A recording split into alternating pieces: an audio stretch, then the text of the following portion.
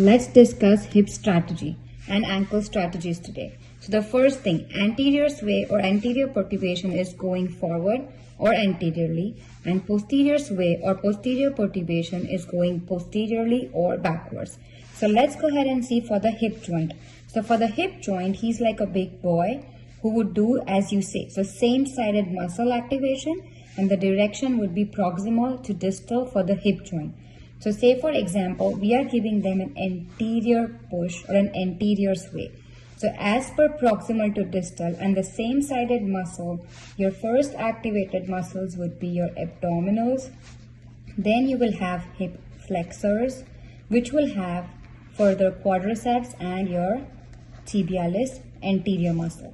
However, when you have a posterior sway, when you are leaning posteriorly, the first group of muscles from proximal to distal that gets activated would be your spinal extensors muscles, or I can say my G-max.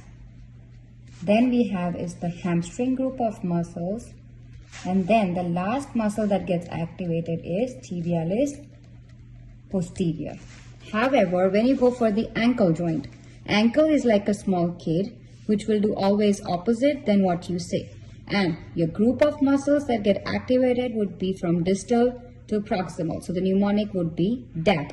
So say for example, when you are doing a forward sway or an anterior push, right, the muscles activated would be on the posterior muscle because it's the opposite group of muscles, and then they would go from distal to proximal. So it would be first, it would be the tibialis posterior muscle, then you have is the hamstrings, and then you can have is your spinal extensors or gluteus maximus. Same thing, when you go for a posterior sway or a posterior push, your anterior group of muscles will get activated because you have to go for the opposite side and distal to proximal. So you go from here to here. So your first group of muscle that gets activated is tibialis anterior.